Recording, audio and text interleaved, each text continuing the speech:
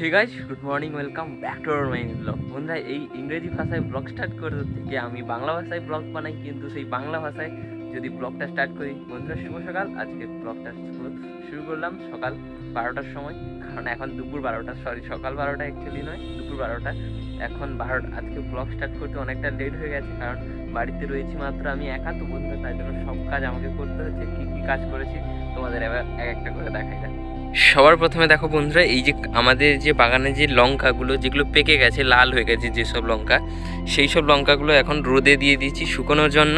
দেখো এখানে একটা, আর একটা এখানে রয়েছে, আর একটা ঝুড়ির মধ্যে রয়েছে। দেখো যেগুলো শুকিয়ে গেছে এগুলো অনেকটাই শুকিয়ে গেছে, আর এগুলো যে বন্ধুরা এগুলো একটু অল্প শুকিয়েছে। আর বন্ধুরা, দ্বিতীয়ত যে কাজটা আমি করেছি সেটা হচ্ছে আমাদের বাড়ির মধ্যে সাইকেলগুলো, এই যে সাইকেলগুলো দেখছো না বন্ধুরা, এইসব বাড়ির মধ্যে থাকে, সেগুলো এখন বের করে বাইরে এখন রেখে দিয়েছি এইভাবে। কারণ আমাদের ঘর তো অনেকটা ছোট, তার জন্য এগুলো বের করে এখন বাইরে প্রতিদিন সকালে রেখে দিতে হয়, এখন রেখে দিয়েছি।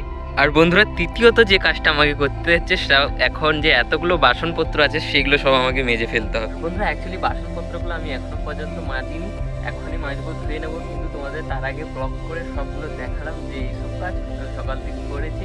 উঠে তারপরে এক একটা করে দেখেছি, আর এখন সকালবেলা, কারণ বাড়িতে একা রয়েছি মাত্র আমি, বাবা মা একটু প্রবলেমও আছে, তুমি জানো তোমরা।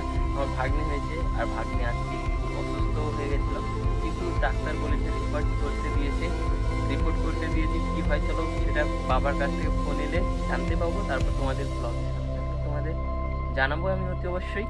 কিন্তু সবার প্রথমে আজকে না প্রচুর রোদ বন্ধুরা, চলো তাড়াতাড়ি এই বাসনপত্রগুলো মেজে ফেলি, কারণ প্রচুর রোদ লাগছে এখন।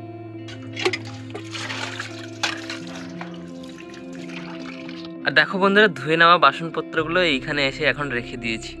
আর বন্ধুরা, এখন স্নান করে ফ্রেশও হয়ে গেছি।